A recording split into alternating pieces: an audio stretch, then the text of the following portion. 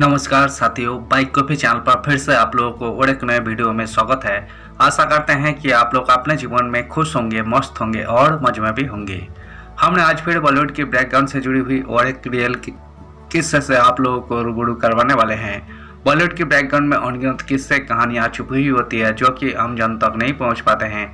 हमारे चैनल पर हम कोशिश करते हैं उन्हीं किस्से कहानियों को आपके सामने लाने की। तो चलिए कहानियों पे चलते हैं, शुरू करते हैं बॉलीवुड की बैकग्राउंड से जुड़ी हुई और एक नए किस्से। कजन से शादी, फकीर से गाने की प्रेरणा। भारत विभाजन ने कुछ यूं बदली मोहम्मद रफ़ी की जिंदगी। मोहम्मद रफ़ी एक फकीर की आवाज़ के इतने कायल थे कि उसके गाने के पीछे चले जाते थे। एक दिन उसने उन्हें आशीर्वाद दिया कि बहुत आगे जाओगे। उन्होंने जब सिंगर बनने की इच्छा जताई तो पिता ने एक कहकर मना कर दिया कि मिरासियों का काम है। फकीर के गाने ने किया मोहित। मोहम्मद रफ़ी के बेटे शाहिद डायरेक्टर उमेश शुक्ला के साथ मिलकर अपने पिता की बायोपिक बनाने का प्लान कर रहे हैं। विकी लालवानी से बातचीत में उन्होंने बताया कि इस फिल्मों में उनके पिता की जार्नी होगी।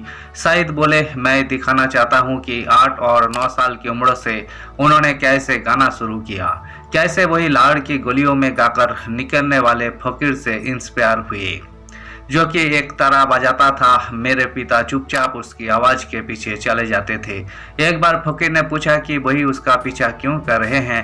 मेरे पिता ने बताया कि उन्हें उसकी आवाज़ से प्यार हो गया है और फकीर जो गाना गाता है उस पर मोहित हो गए हैं।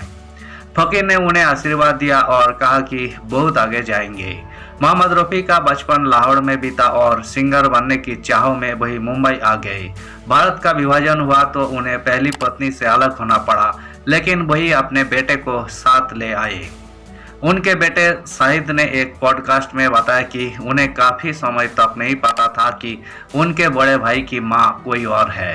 शाहिद ने यही भी बताया कि पिता ने फकीर से गाने की प्रेरणा ली थी। दादाजी थे गाने के खिलाफ। शाहिद ने बताया कि उनके दादाजी को पिताजी के गाने का आइडिया एकदम पसंद नहीं आया।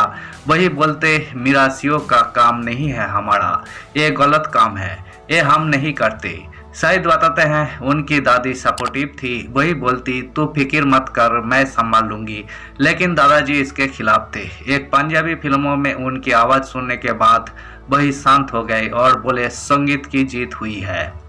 कजन से हुई थी पहली शादी। मोहम्मद रफ़ी जब छोटे थे तो उनका बचपन लाहौर में बीता था। उनके पिता की नाई की दुकान थी और रफ़ी भी लोगों के दाढ़ी बाल बनाते थे। 1940 में फिल्मी दुनिया में करियर बनाने के लिए वही मुंबई आ गए थे।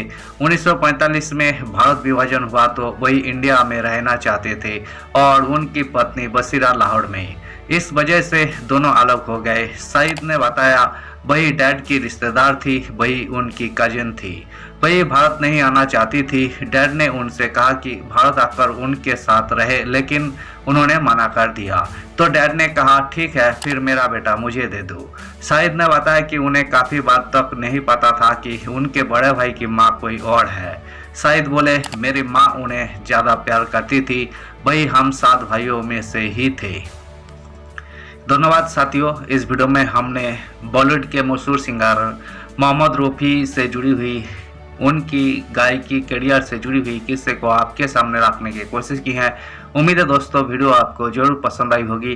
वीडियो पसंद आए तो लाइक कर दीजिएगा। चैनल पर नए आए हैं तो प्लीज़ एक सब्सक्राइब कर दीजिएगा।